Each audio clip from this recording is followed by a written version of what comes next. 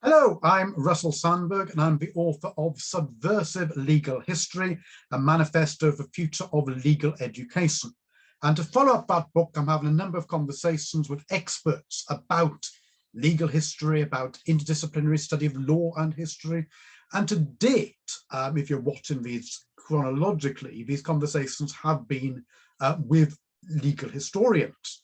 But today I'm venturing outside the law school and talking to a historian about what they make of the book and how their research sheds a different light on the interaction between law and history.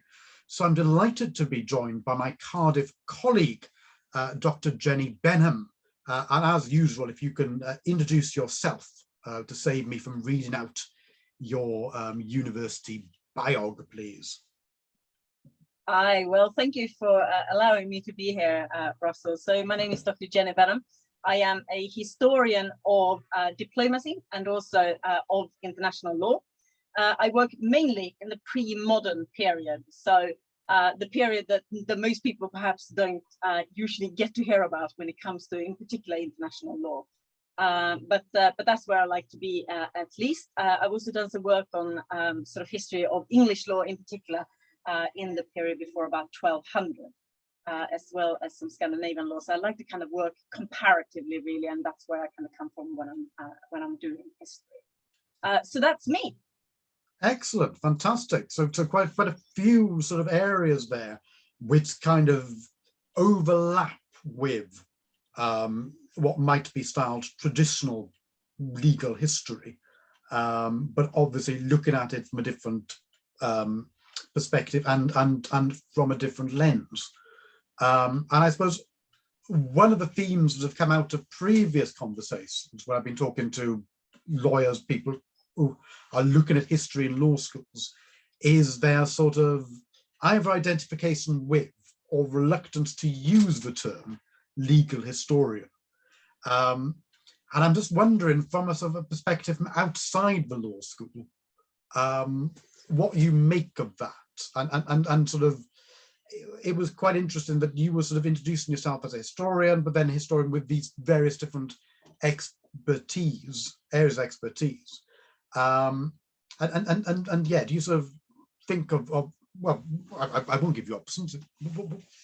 What's your take on it? Well, I think this is really interesting, Russell. It reminds me, do you remember we had a Twitter discussion earlier in the autumn where we were kind of posing these very similar questions, and I said that I don't really see myself as a legal historian, and I guess one of my real reluctance about that is that I feel that I don't necessarily have enough knowledge of the kind of the doctrine of law as such, and I'm not a trained lawyer. And so as a consequence, my perspective can never really be that of a proper legal, what I would think of as a proper legal historian, because I've never kind of been trained in the law as such. And so I guess that's where my kind of perspective on that comes from.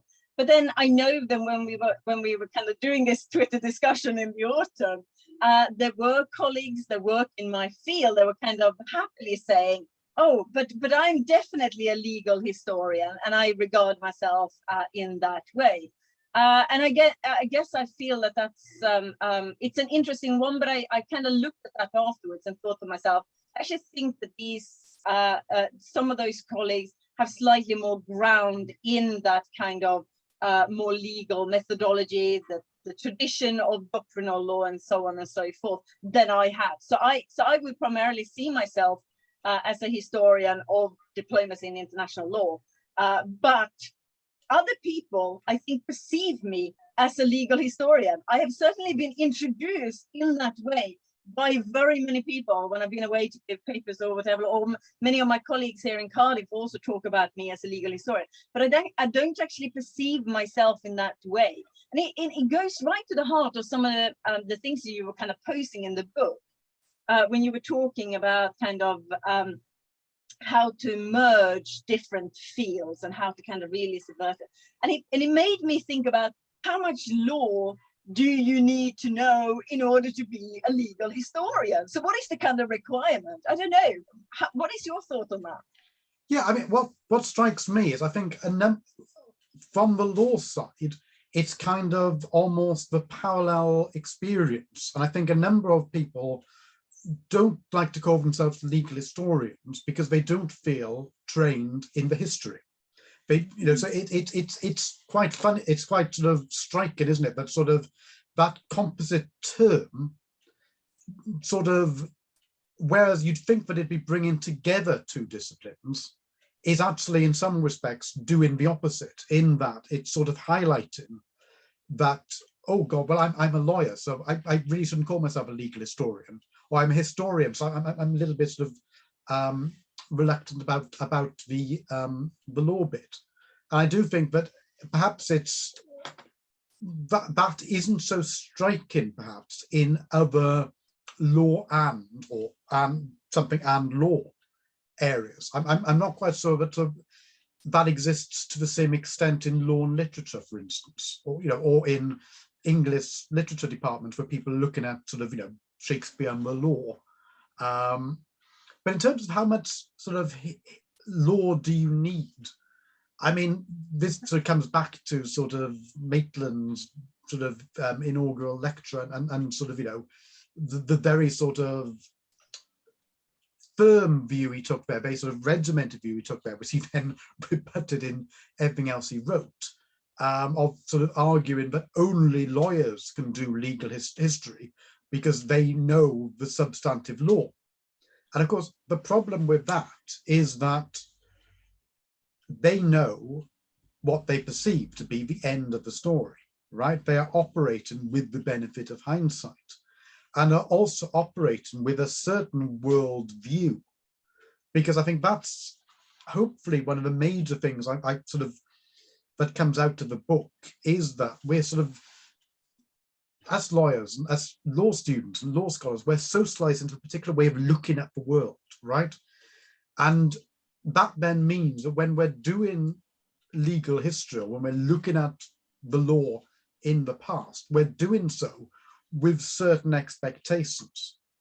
So, when you say international law, straight away there are certain assumptions which are in my head about international law, which I know from your work are not the assumptions that underpin it, for instance. And yeah, I think the sort of the knowledge of the law can sometimes be a hindrance as well as a benefit in terms of looking at its history, because you kind of have to learn to put it to one side and to appreciate that your understanding of the past in its own terms, which are sometimes often actually different.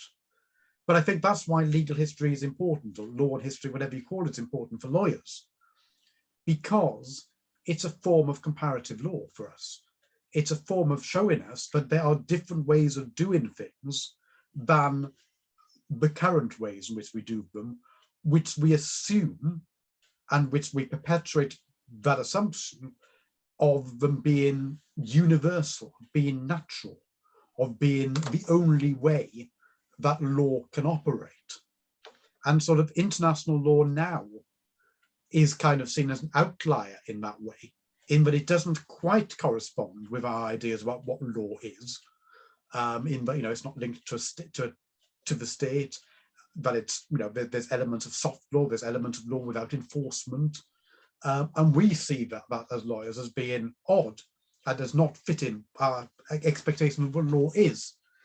And I think this is really interesting, and particularly if you think about kind of the history of international law and how that's perceived.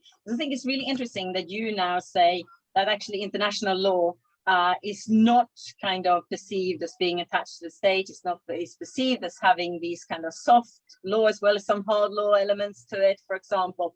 But when I talk to historians and I say, oh, I'm researching the history of international law in the pre-modern period, the response to me is, but there was no international law in the pre-modern period, right? So they have this kind of notion of, which is actually quite opposite to what lawyers do, you know, in the contemporary world. They have this notion that international law has to be attached to the state. So there has to be a state of some sort. And it has to have, you know, certain things that kind of fits some of the criteria, perhaps as it was, I don't know, 50 years ago, or where the thinking was kind of 50 years ago or so. I think this is quite interesting in that, you know, I have found that the lawyer kind of view of how international law works in the contemporary world is extremely helpful for thinking about how the history of international law might have worked in a period before the kind of Treaty of Westphalia came and kind of, you know, ruined everything as far as I'm concerned, by, you know, giving us some sort of point that we all thought was the origin point, or has often been described as the kind of origin point. But I think it's important to know something about how that international law works in the more modern periods. And it has been extremely important for me to understand that in order to be able to think about what international law might have been in that pre-modern period. Just thinking about some of the categories to investigate, for example, how we can see that, and also in particular, what to use as the sources of evidence. Because I think one of the things that I was very intrigued by, you know, just when you started off the book, you talked about the two kind of the two different strands of legal history. So the one is the kind of doctrinal strand, which is very much based on the kind of, you know, the laws themselves, the statutes and so on. And then there's the kind of that social kind of social history side of things, I guess. Someone like myself would probably describe it as more on the legal practice side of things. And that side is, you know, much more encompassing and inclusive, and kind of taking in many more things, and kind of looking at different sources and so on. And I guess it's that has enabled someone like myself to say, actually, there is a way for us to investigate international law, but in a pre-modern period, and kind of think about what that is. So I think that kind of that division, I think it's a real one. I think not in terms of that it should exist, but what I'm saying is that it definitely exists in the scholarship. And I like the way that you were kind of saying, I would like to remove it. You know, what we need is both of those strands to kind of come together. And I absolutely agree. I do wonder, though, to what extent that is possible. You know, can you be a kind of scholar that looks at doctrinal law and at the same time be someone that kind of works on that social side of law? What do you think? Absolutely. I mean, I think it's the idea of them coming together is based on the idea that they complement each other. And so it's based on the idea that if you've got one particular approach which is dominant, or actually a situation where these two approaches are hostile to each other and are not cross-referencing, are not reading the same things, and are not realizing that they're talking about the same stuff, that's problematic. But I don't think that means that anyone has to be a specialist in both. Because I think, you know, what I hope the argument there is very much about the field as a whole. And, you know, individual pieces of research, individual scholars can quite happily fit into a particular groove. And, you know, what that groove is depends on what research questions they're looking at. But it's not the case. But what's important is that they are aware of the other literature, the other approaches, and know how their work complements and builds upon that work. So I think that I see the problem as not being so much that these two different approaches exist. I think, yeah, you're perfectly right. There will always be people over here and people over here. The problem is more that they exist in isolation. It's the isolation bit which is problematic. So there isn't that idea that you can learn much from each other. Whereas actually, I think you can learn quite a lot from each other, because the boundaries of these two different approaches are not firm. So even someone who's taken a very, very doctrinal approach to law, who's sort of saying, well, all I'm going to be looking at is, the yearbooks. I'm tracing the meaning of a particular word in the yearbooks. That is still going to be informed in some way by the social context. It's actually impossible to do a purely doctrinal piece of work.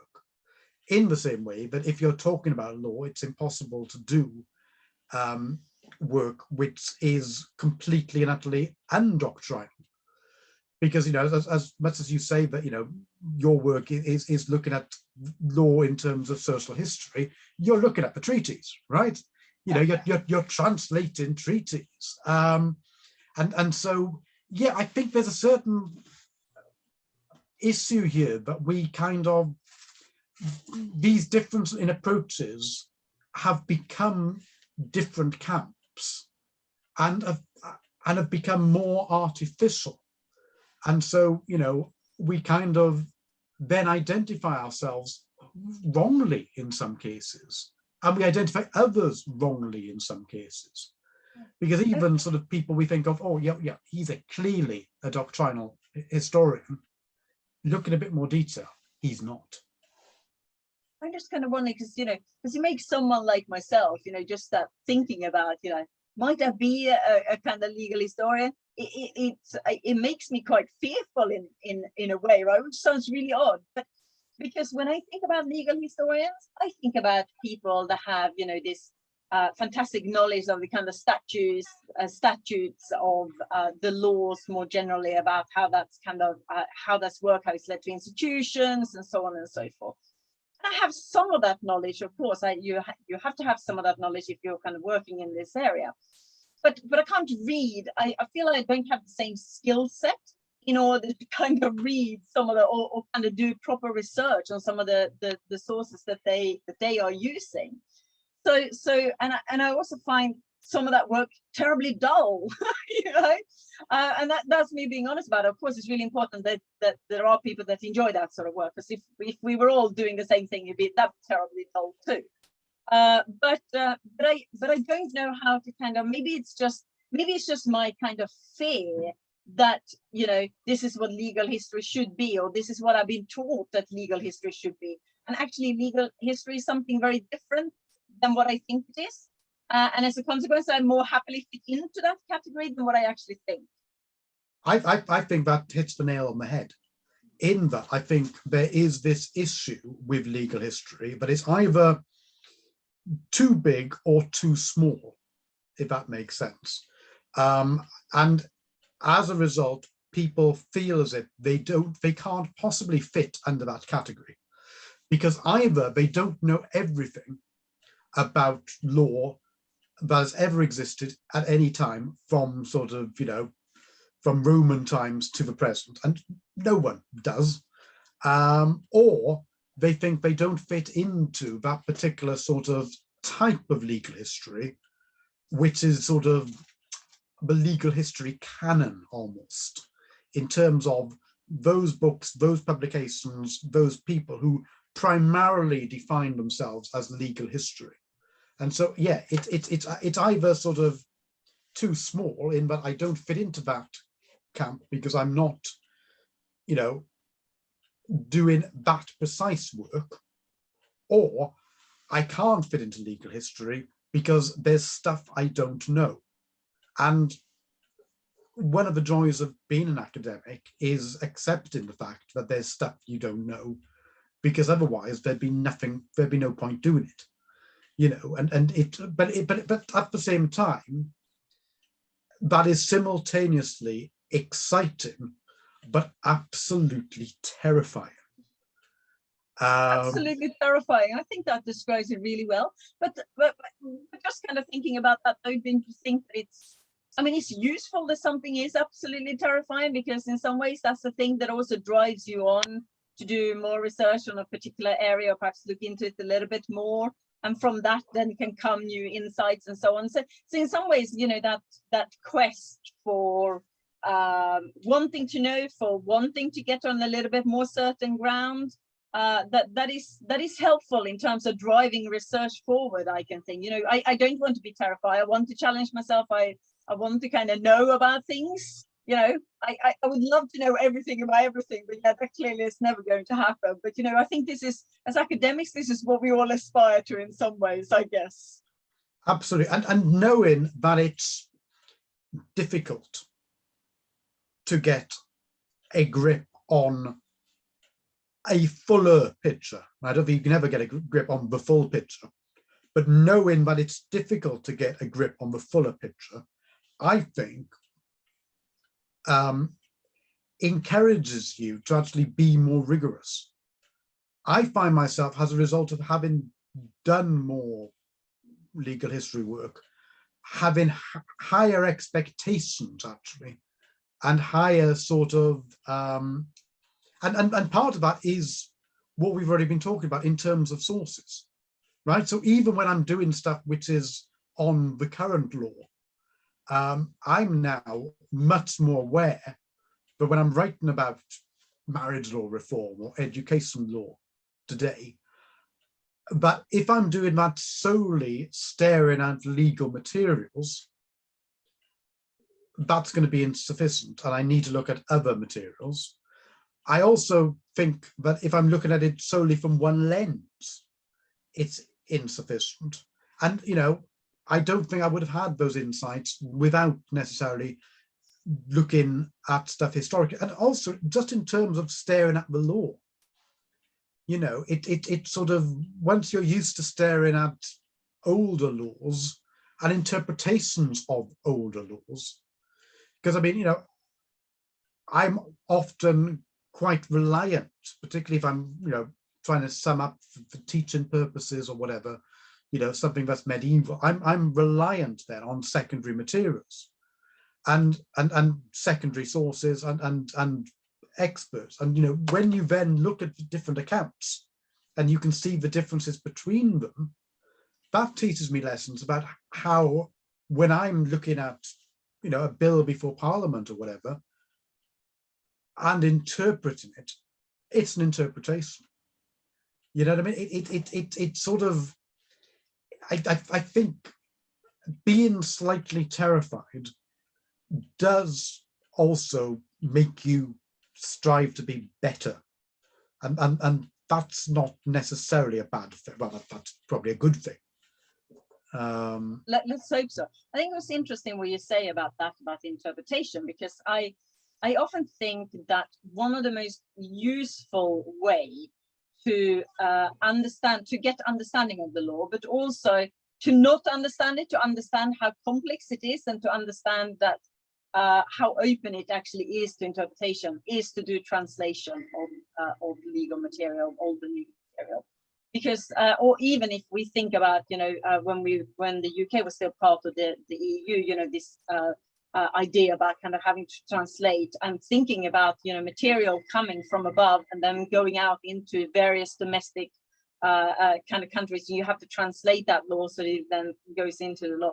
And that is a really kind of, it's a really good way of actually getting a sense of what the law actually is, because translating law is such a, it really is unbelievably complex, and just kind of teaches you in all sorts of way about how people may have thought, or indeed how they may not have thought. And it's one of the moments when I very frequently become aware, not only on my own kind of, shortages of skills and everything else, but actually I become aware that I come from a particular perspective, and that my interpretation may not be the interpretation of the person that's kind of looking at these same documents or these same laws.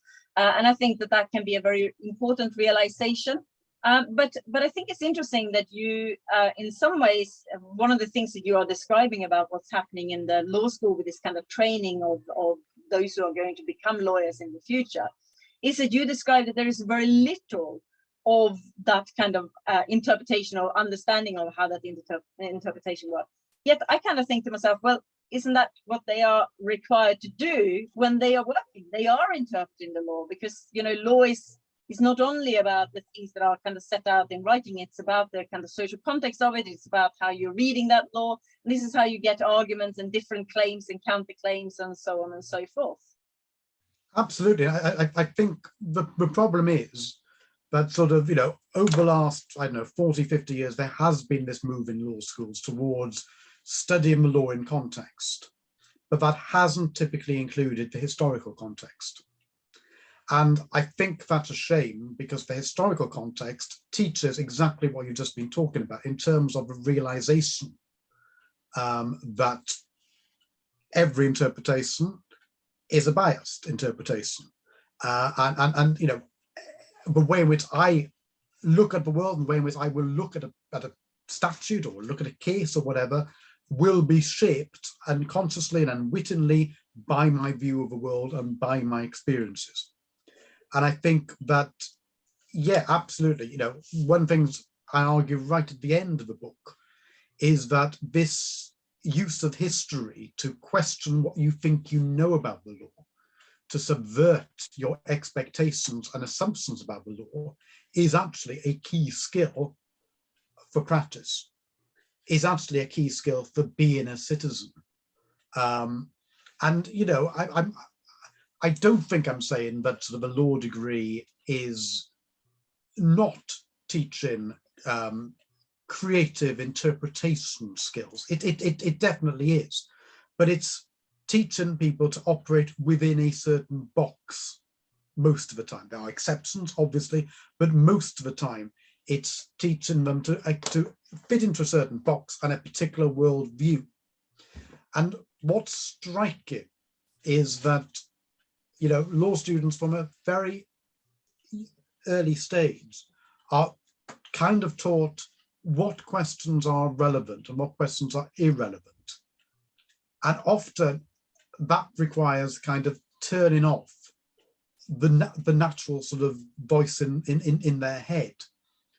And Tony Bradney, a professor of law, made the point quite provocatively in one article where he said that to become a law student they need to forget who they are in terms of turning off that natural voice which questions, well, why are we asking that in that way? And yeah, absolutely. I mean, particularly I think in terms of we forget so quickly in law that we're dealing with interpretations and we're dealing with people. Yeah. Sorry, I was going to say, I think it's quite interesting when you say about that kind of, the turning off of certain questions. I think it actually works for history in some ways also. So one of the things that I was thinking as I was reading through all of the chapters, so when I kind of looked back at the end and looked back to the book as a whole, one of the things that I kind of thought to myself was about that, if you're kind of having subversive legal history, then should the best kind of subversive legal history, it should subvert not only kind of thoughts about law, but also thoughts about history.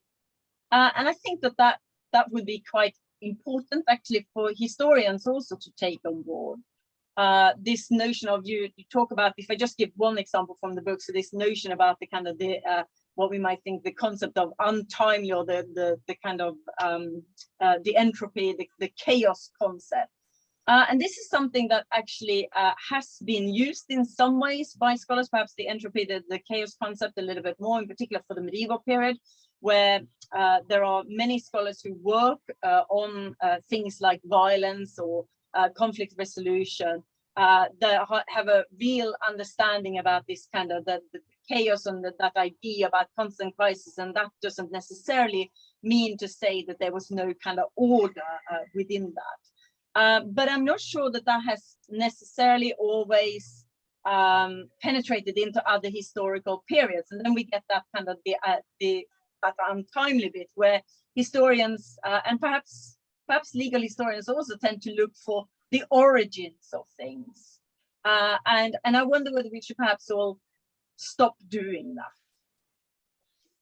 Yeah, I mean, there's definitely a case for that, in that sort of, the talk about chaos and entropy in the book is designed to sort of, as a corrective to the dominant assumption in legal discourse of progress, of a natural state of equilibrium, and a natural state of order.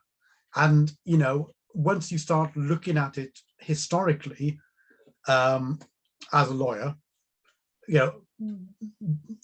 those assumptions are sort of just completely blown, completely disregarded, because instantly you're sort of seeing, a state of frantic, unworldly legal pluralism, right? Which, it's very, very easy and very tempting as a lawyer to look at that and go, barbarous, we moved on from that. Whereas, what I think I'm arguing in the book is towards sort of seeing that as, well, that might actually be the norm. And the fact that we're now having a situation where we're struggling again with legal pluralism for half a dozen different reasons, in terms of different cultural communities, but also in terms of the rollback of the state and cuts to legal aid, meaning that people can't actually go to court. That might actually just be a return to the norm. And so actually, I'm not saying for a second we shouldn't be fighting the cuts to legal aid. What I'm saying is that perhaps we should also be thinking in terms of, okay, how can a frantic but workable legal pluralism function? And the debate becomes much more enriched, I think, once we move away from the idea that what existed for the last 50 years is the norm. And a historical approach, a legal historical approach, really does do that for us. And, shows that things that we treat as being sacred cows don't have to be there. And that then, really does open up a whole different options, a whole host of different options for the future. Is there a risk if you're viewing it in that way? Is there a risk that what you think about more often is exceptionalism rather than the norm? I guess where I'm coming from with that is that if I think about kind of, if we take away things like if we remove periodization, for example, which is one of the things you're kind of saying can be quite useful in the book, and I someone that kind of compares across period and also across geographical space, I would thoroughly agree with that. But I wonder whether the risk with that is that you then become and the idea of agency also, you become kind of thinking about the things that are exceptional rather than the things that are the norm. Yeah, I think that there's definitely a risk of that. There's definitely a risk that there's a reason why the lens has been a certain way for so long, in that lens captures certain things which are undoubtedly important. I think if you shift the lens, that doesn't necessarily mean that you're not still capturing those things, but you're capturing them from a different light. And I mean, my very loyally answer to that would be that, an exception proves the rule. So actually, if you look at the exceptions, you're actually learning much more about the norm through them. But yeah, no, absolutely. I think, there is obviously a question of balance here. So, despite what I say in the book about the need to for a grounded approach, when I come to teach legal history and introduce legal history, it's still very much to begin with a very sort of kings and queens-y version of legal history, because you need that before you can then subvert it, before you can then go into the ground experience. So yeah, but I think actually that's key, isn't it? Because you need to know the orthodoxy before you can subvert it. Yeah, I would agree. I mean, I think it's really interesting. You kind of reverted to that lawyerly maxim there about, you know, the exception proves the rules. It was one that I employed myself several times when I was writing my own book on international law, and kind of really said, you know, because there are these exceptions, they allow us to see what the rules are. So this is an interesting one. But it makes me wonder also about that kind of about legal pluralism. You talked about that earlier, because of course this is one of the ways also. I always think about law as something that has always had legal pluralism, and I always wonder about how come that all of a sudden again became popular, because hasn't it always been this this way? That law kind of operates in this space between lots of kind of different kind of systems and lots of different kind of legal spaces in some ways. And what happens, the part where law is actually practiced, or how it actually happens, is a kind of the negotiations in, you know, between those various systems and those various kind of spaces in some ways. That's how I always thought about this. I always think it's an interesting one when when people have started to talk about legal pluralism, and I know that this is a big thing at the moment. It's also becoming a very big thing among those who are working on pre-modern world, where lots of scholars now are seeking to think about legal pluralism and find a very useful way of explaining the pre-modern world in particular, because there definitely was lots of different legal systems operating. But I kind of wondered, has law ever not been pluralistic? Well, exactly, but I think the problem is that lawyers suffer from a certain level of amnesia. In that sort of, you know, if you're studying the current law, as I say in the book, it's like studying a chapter towards the end of the novel in isolation, and you don't realize what's come before. And what's striking actually is when you're talking, and what you said all the way through is you've referred to law, right? Whereas 9 times out of 10 when a lawyer is talking, they talk about the law, and that there does an awful lot of work in terms of, you know, straight away they are thinking about state law. Straight away they are thinking about a particular form of law. And, you know, in law schools, we talk almost exclusively, apart from courses on international law, about state law. But not only that, we're concerned with the law as interpreted by the higher courts, rather than the law as mediated, as applied in, you know, the lower courts, or in just general life by sort of, you know, arbitrators, by mediators, by employment tribunals, in guidance, you know, and absolutely, you know, I think it's because the law sees legal pluralism as being abnormal. If your perspective is talking about the law, then legal pluralism is abnormal. Whereas if you're dealing with law, then absolutely, it's the normal state of play. This just comes to show the kind of difference in terms of ways of thinking, because one of the things that I'm always very keen on kind of talking to my students about is about the difference between the kind of the theory of something, or how something should be, which is what we might get in some of those, if we think about the doctrine of law, for example, in some of those legal texts. And then there's the kind of, you know, the practice, which is what we might find in lots of different other sources. And some of those are distinctly non-legal in some ways, right?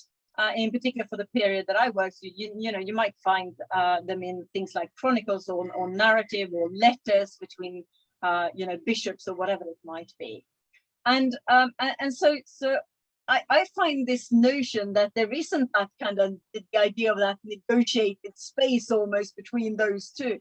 This is quite interesting, but it's interesting also because when I was writing the book on international law, one of the things that I did was that I went to quite a few workshops, and I engaged with quite a lot of kind of political theory in order to understand what international law might be and what people have thought about it since kind of 1648 effectively.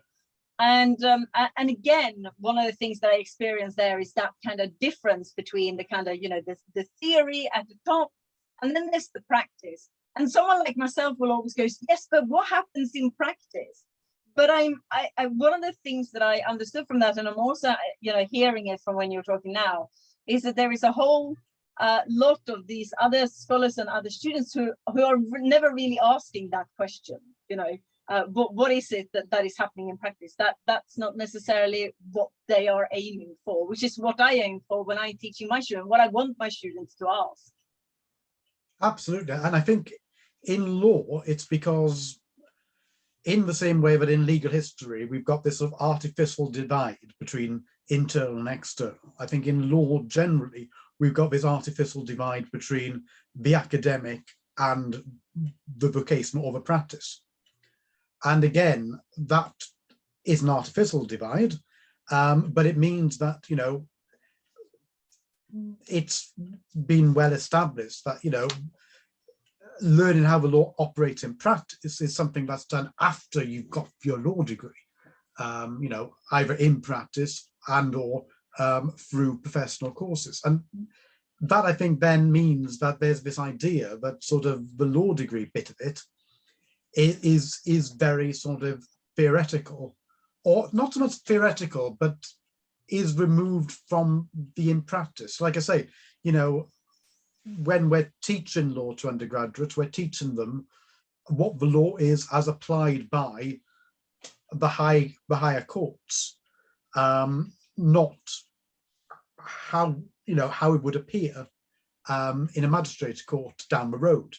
So there is that level of sort of artificiality there, which sort of comes in, and law schools are mitigating against that, which obviously is a welcome thing. And so the last 10, 15 years in particular, there's been moves to sort of to focus on law in practice through things like clinical work. But what's interesting is that doesn't seem to really penetrate the formal law curriculum. So, there are shelves and shelves and shelves of textbooks on criminal law, which are all the same, right? The contents are identical. The contents pages are identical. And, they are all very, very far removed from what actually happens on the ground. And actually, probably criminal is not the best example to use there. Something like contract law, as I point out in the book, is a really good example of that, because the contract law textbooks still very much assume that we live in a pre-electronic age.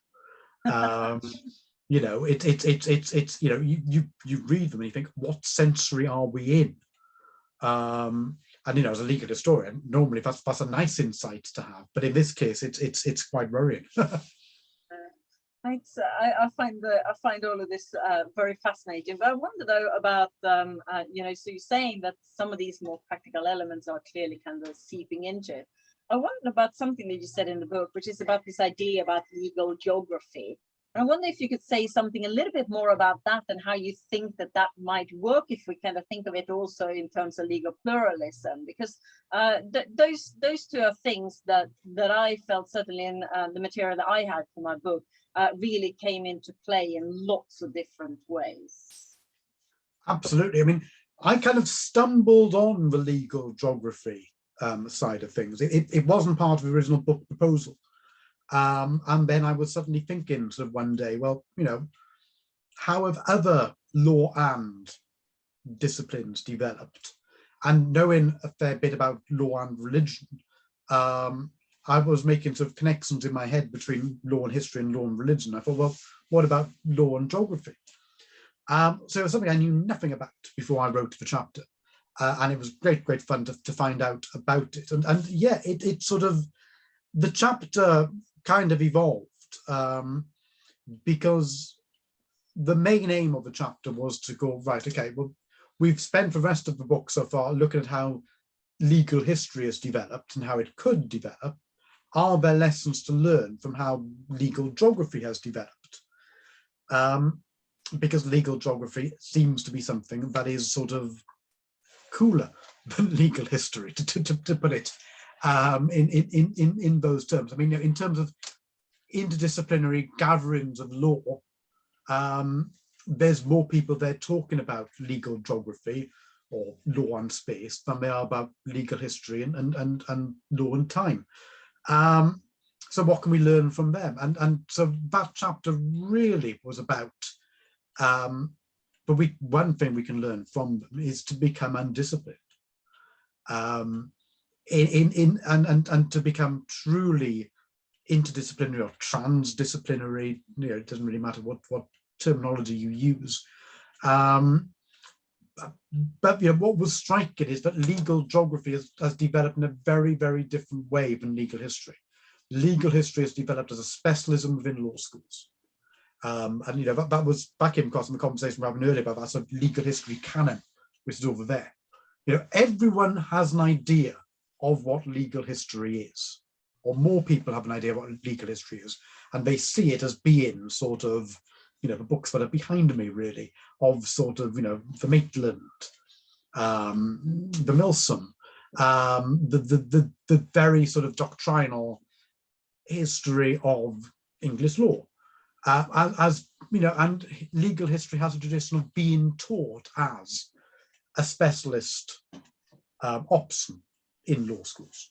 Not every law school these days, but still a fair few, it has to be said. Whereas legal geography seems to be more something that people can grab hold of. And it seems to be more of a method. There seems to be less institutional and intellectual baggage. There's still the issue of whether people call themselves legal geographers, but I think in a different way.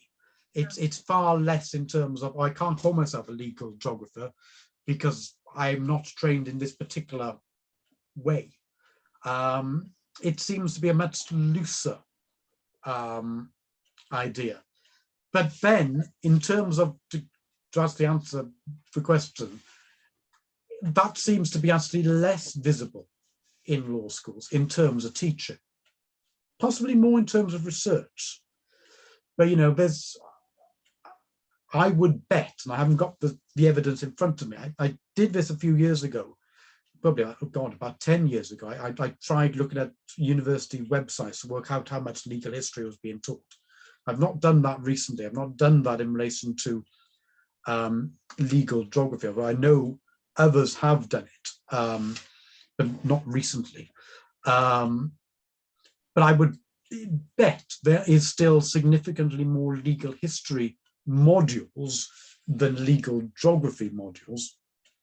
But I would also bet that actually some legal geography ideas have probably penetrated some bits of the law school curriculum, and I'm thinking mostly property law, than legal history ones have.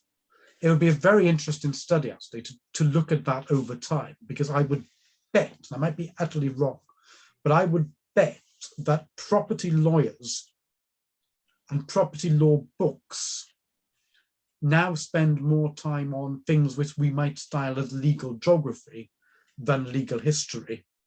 And I would bet that if you looked back, I don't know, 20, 30, 40 years, the opposite would be true.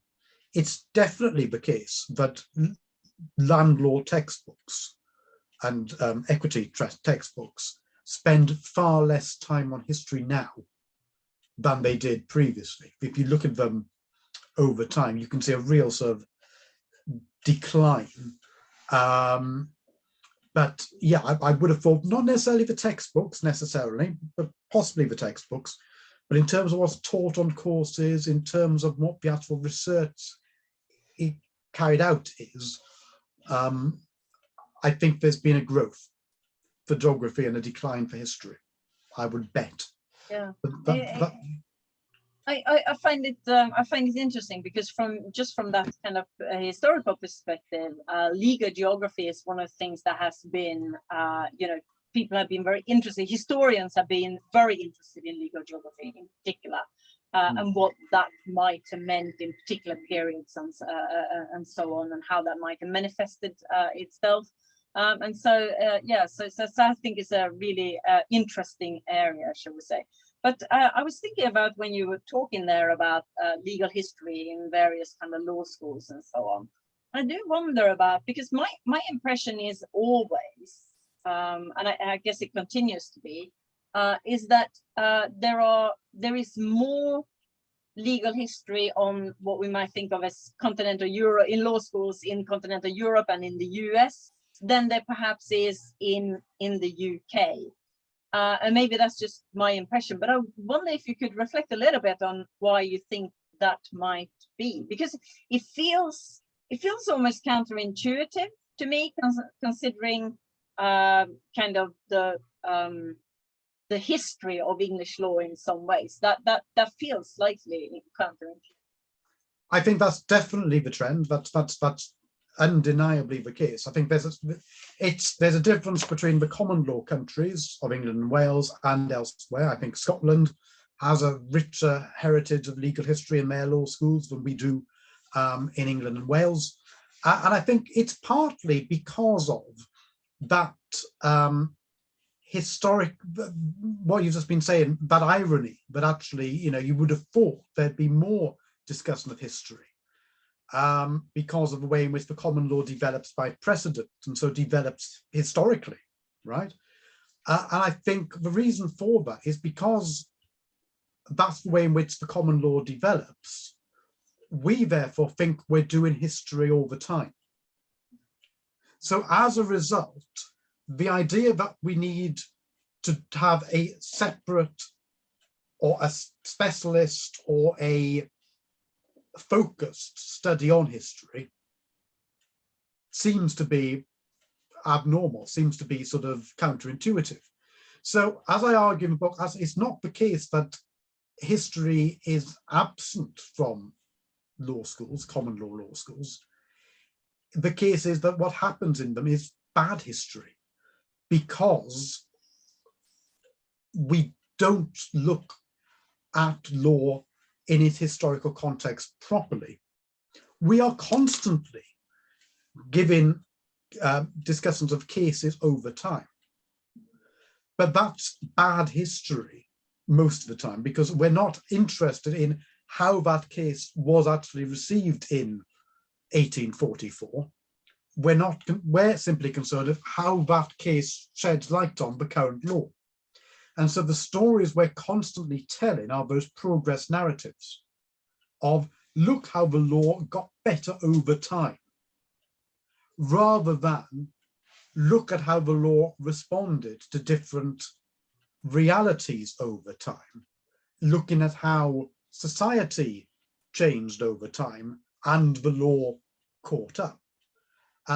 So yeah, I think it's very, very curious that because we've got this sort of naturally historical law or legal system in England and Wales, we therefore don't do the history as thoroughly as elsewhere. Because also that progress narrative breeds the idea in law that the phrase "that old" and "that obsolete" means the same thing. And so, I think that then feeds this idea of, well, why look at that case in detail? Why look at that case in its social context? Because that's old law. That's no longer law. We've moved on from that, if you see what I mean. So yeah, it's a really curious thing. And I think it's that thing sometimes, that sort of familiarity breeds contempt. But because you're necessarily dealing with cases which are 1900s or whatever, all the time, you then become immune to it, and you don't then question, and you don't then go, well, actually, let's subvert this, or let's invert this. And rather than paying more attention to the last case, let's pay more attention to the first case, or, you know, that particular instance there. But is your impression, sorry, my dog is kind of running up and down the stairs in the background, which is very annoying. But I wonder then, if you, when you say that, whether you feel that you know, some of your other kind of colleagues, or perhaps at Cardiff, but also, you know, in other law faculties, whether your feeling is that they're not necessarily open to that kind of idea of examining things historically in a way. Because one of the things that I find quite interesting is that when I talk to academics that sit firmly in law school, they are much more interested in the kind of stuff that I'm working on than historians are generally, because historians generally just think that the history of international law kind of started in 1648, right? So when I say I do the kind of period before that, historians just kind of they get this shutter in front of their face, and they're no longer kind of listening to me. But whereas, you know, lawyers tend to be much more interesting about it. So I kind of feel that, you know, lawyers are actually intrigued about doing law and investigating law in that particular way. Absolutely. I think there's a difference between being interested and being intrigued, and actually carrying out the research. And I think it comes back to the point we discussed earlier, in terms of seeing it as being frightening, as being so far removed from what you're trained in, so far removed from what you feel that you're competent to do, that it then feels that, you know, you can't possibly do it, which is why, you know, a number don't use the term legal history. I remember years ago, we had a seminar in the law school at Cardiff about law and history research, and we were going around the table, and people were saying what research they were currently doing, and person after person was going, I'm currently looking at 19th century, but I'm not a legal historian. And next, I'm currently looking at, you know, 19th century, but I'm not a legal historian. And I was like, well, you are. You know, and it's that problem, I think, of legal history having that too narrow a meaning, which then means that people aren't identifying themselves with the wider scholarship that exists on the interaction between law and history. Because suddenly, if you're defining yourself as not a legal historian, you're then also defining yourself as a lawyer who specializes in a particular thing. So, you know, I'm an employment law expert, or I'm an international lawyer, which then means that you're possibly missing out on a wider literature of law in, say, the 19th century, or say the 18th century, which would be there if you were identifying yourself more broadly as, I'm interested in law and history. I mean, I'm a legal historian. And of course, I don't mean people can't access this stuff, right? Obviously, you know, particularly now with it all being, you know, online and whatever, it's easy to access it on one level, but on the other level, it's much more difficult to access it because there's so much stuff. And you know, what I'm bemoaning, really, I suppose, is that lack of a scholarly community whereby, you know, you're able to sort of to share insights and able to sort of, and have events whereby you go to something and go, actually, yeah, this isn't on my time period, isn't on my area of law, but they've just said something which is exactly the same, or based, or, you know, or completely opposite to what I've noticed, and therefore is something I need to be aware of. So I am forever kind of banging on about this, because it's one of the things that also, you know, as historians, you know, we very much also do the same. So, you know, we periodization is a real issue. So when we are kind of doing seminars or we organizing events, what we tend to do is, you know, we organize a particular seminar series and it's only for early modernists, or it's only for medievalists, or it's only for those who work in the 19th century. And then you're continuously talking to people who have been trained and who think in exactly the same way as you are. And that's, I mean, of course, that's useful. But it's also useful to actually go and hear about what kind of scholars in other periods say about similar issues to the ones that you are kind of investigating. In fact, that's one of the things that I find most interesting.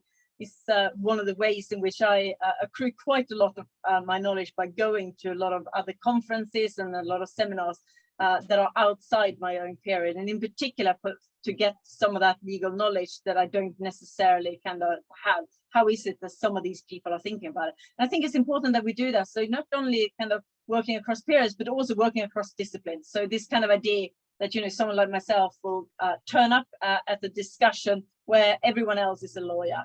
I've been to quite a few of those. The lawyers think I'm a bit of a curiosity. I'm loving it. I have no idea half the time what they're saying, but it's kind of interesting to hear their perspective on it. And in the same way, I might go to something that is more purely about political theory. I think it's really important to challenge yourself in that way, because it's important that you're not always preaching to the converted, that you're not always researching with the mind that the ones that are going to kind of read your work, that are ones that are commenting on it, or that the most useful comments on it comes from people who have lots of knowledge about your particular period or your particular area that you work in. I think that is really important. So I fully agree with this kind of notion of this kind of the subversive legal history and the need for all of us to have a forum whereby we are kind of looking at things across time periods, but also across geographical space.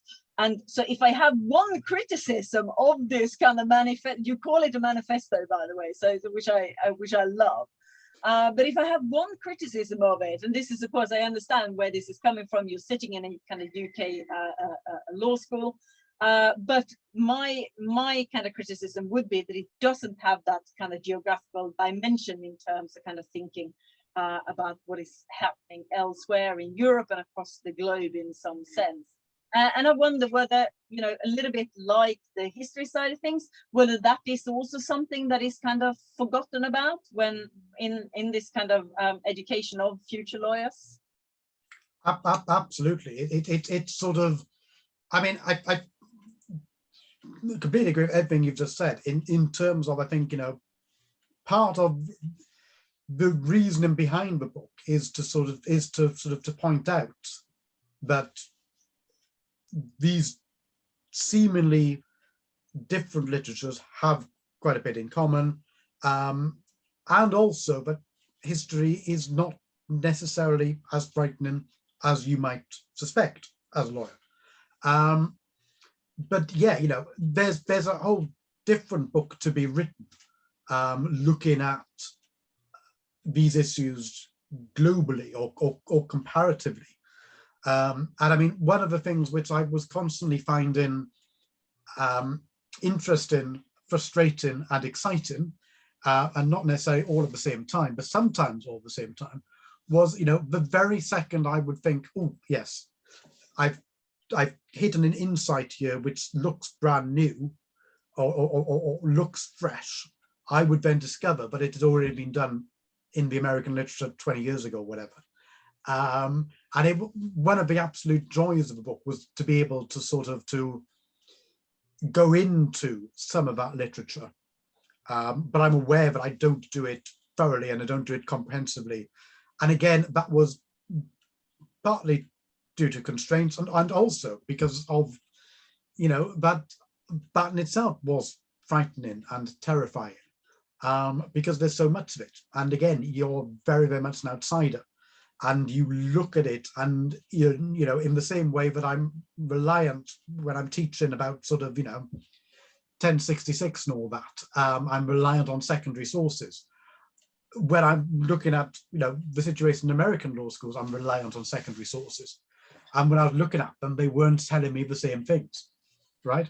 And so, there was an early draft of one of the chapters, which began with a comparative examination. and I took it out because I read something else which completely and utterly discredited it. I didn't know which interpretation was right, and I did a bit more reading on it, and I came to the conclusion this was far more complicated than I assumed, and was very much a different thing. I mean, one of the things which I found, and the book's only been out 6 months, so it's early days, but one of the things I've been genuinely surprised by is the fact that readers who are coming at it from outside an English or Welsh law school find something of interest and worth in it. I've just seen a review by a continental legal historian who sort of makes the point that a lot of the stuff in the book he seems to think is quite universal. Now, that surprises me because I think it's a very idiosyncratic book in that it's focused very much on the position from the vantage point of English and Welsh law schools. And, this was something which I became very, very aware of the more I was writing it. And it was something which I lent more into, actually, in subsequent drafts, because it was something which, we spoke about earlier, those unwitting biases. And in the first draft, it was in the first draft, the first half, it was an unwitting bias. And then it became a witting bias. And so, you then at that point, you go, right, okay, either you do something about it, either in terms of you change your focus or you lean more heavily into that focus. And so I took the view that for this book, was going to lean more heavily into it. Because also I felt that there was a particular story there that needed to be told about English and Welsh law schools, and so by doing it more generally, I felt that story could be lost. But also because I felt that there was other stories that could be told here, and I didn't want to try and tell them all and do a bad job of it. Actually, is the honest answer. I mean, there's a sentence somewhere in, I think, the final chapter where even, it's very on the nose, but I felt that to be there. There's a sentence which says something on the lines of, there's a different book to be written from the perspective of law and history, from the perspective of history department. There absolutely is, and this book doesn't attempt to do that. And since completing it, my view on that has only become more and more cemented. Actually, I think there's a really, really interesting cluster of stories and cluster of accounts which can be told, and which are actually untold stories of the way in which historians have dealt with and have understood law. Going back to the sort of the preoccupation with constitutional history and developing into the sort of the focus more on economic and social history, and how that has meant that actually law has been a pretty much a constant presence in history, but in different ways.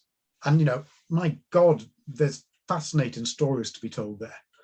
Do you think that you kind of, in some ways, then have almost set up your book as a kind of, as a framework or as a kind of model in which you might take some of those ideas and kind of expand on them and kind of, so that eventually we get the much more rounded picture of things? I mean, that's a kind of really valuable thing.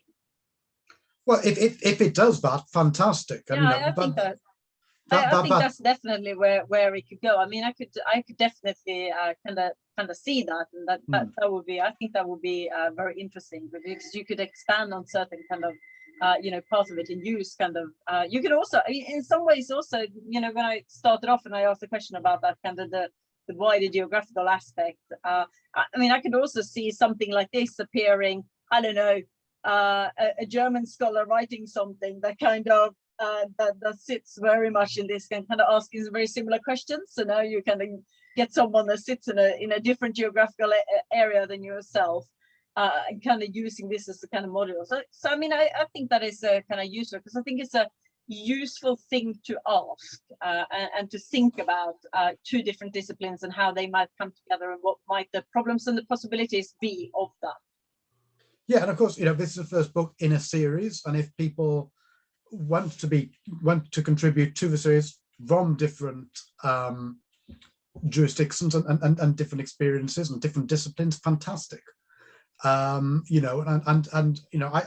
think I'd hope I've got more to say myself on aspects which are sort of picked up here, and sort of, it's quite interesting, because I think you also develop an hankering really to do stuff which then takes what you've done but runs in a different direction with it. So this is very much a sort of a book which is sort of quite a general theoretical book in some respects. There's a couple of chapters which serve as sort of case studies, but that's something which I would like to run with in the future, or something which is more sort of specific. So are there particular aspects that you self would kind of feel, this is really an area that I would like to explore a little bit more of? If you were to do that, what would you kind of choose? So I read it, and there are aspects in this where I think, this is really interesting. I've thoroughly enjoyed kind of this. I'm thinking, if I was going to write something like this is where I would kind of go. But I guess I'm wondering, where you, as the author of having done this now, where do you kind of feel that there are areas that you would like to explore further? Well, the first thing, which sort of predates this actually, but will precede it in terms of publication, is trying to help that issue of the frighteningness of legal history. So I think there's a need for an accessible hand-holding guide to legal history, which is I need it. No, you definitely don't need it, but law students and law scholars possibly do.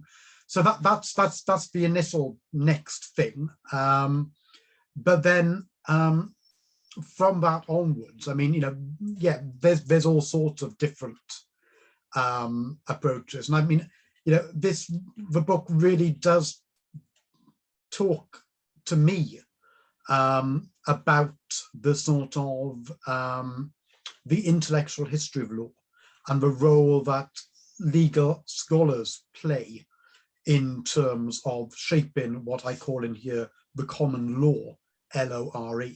That was a punch the air moment when I thought of that phrase. But and the extent to which what we think we know about law is not solely the product of legal primary sources, but is the product of interpretations. So that's definitely something which I'd like to play with.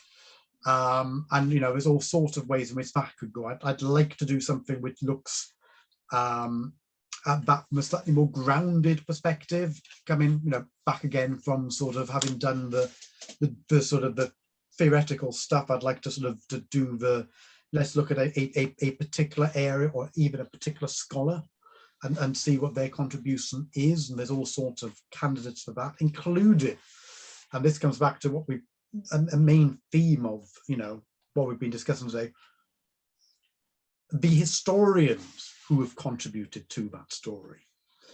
One of the things that's been striking as I've been trying to put together from my teaching materials and from other things, this sort of introductory book has been, how often I've realized that the people I'm citing are not lawyers. and are people which are sometimes seen as being outside that canon of legal history. And so, who are these people? What do they do? To what extent are they now forgotten about? So that might be something which is worth exploring. It's definitely something worth exploring, but it's something I've got an eye on. And similarly, I think we overlook the role of academic lawyers in terms of shaping the law, LORE, of various. I think that's a particular focus. I think I'm also still absolutely fascinated with the idea of comparing law and disciplines. So that's something which is a work in progress there, in terms of an edited collection, trying to look at that sort of comparatively. So, I said earlier, I don't know whether experts in law and literature have the same issues that experts in law and history do. Well, I want to find out. Yeah. So yeah, there's all sorts, and hopefully it opens up questions for others to play with as well, because that would be very, very satisfying.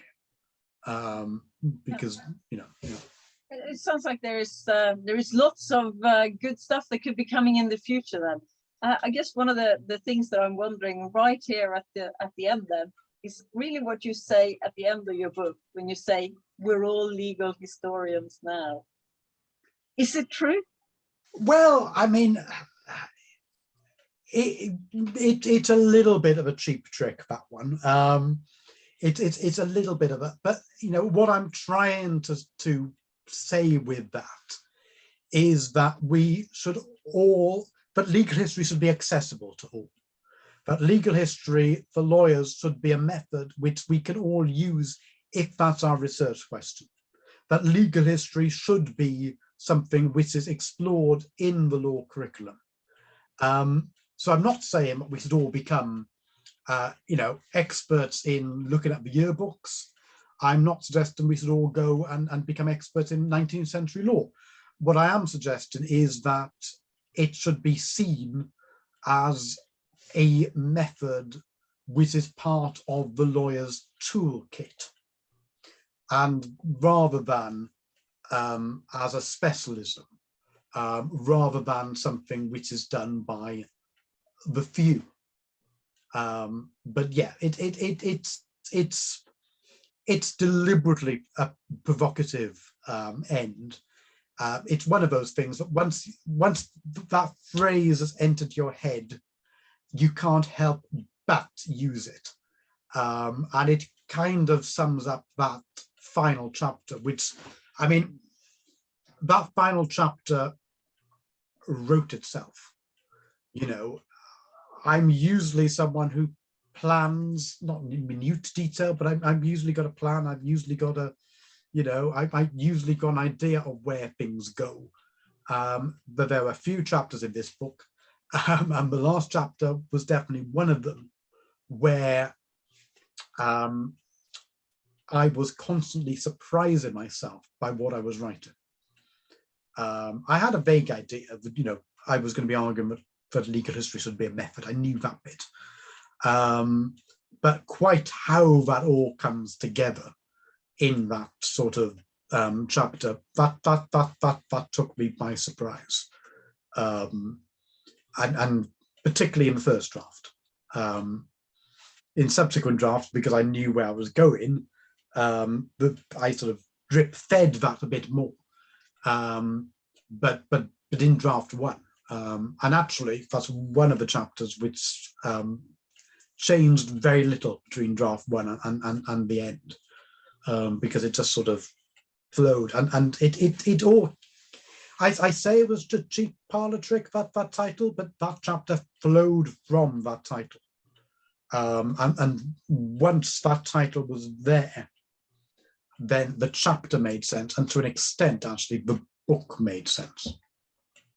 I mean, I'm completely self-interested when I ask the question, of course, because I guess with your book, it gives me hope that in the future there will be, many more scholars that are kind of looking at legal history, and in particular for myself and for the area that I work on, I am hoping that there'll be many more historians of international law that are kind of looking at this, or lawyers who are calling themselves legal historians of international law, and that would be quite exciting, I think. So absolutely. I mean, if the book can play a small part in persuading people that history, legal history, is something worth their time, then I will be a very, very happy man, and the book will have exceeded the expectations I've got for it. But absolutely.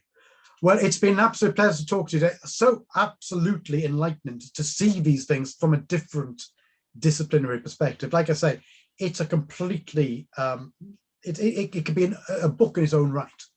But it's been fantastic to have a sort of a sneak peek of that hypothetical book today. So thank you very, very much for joining me on the Subversive Symposium.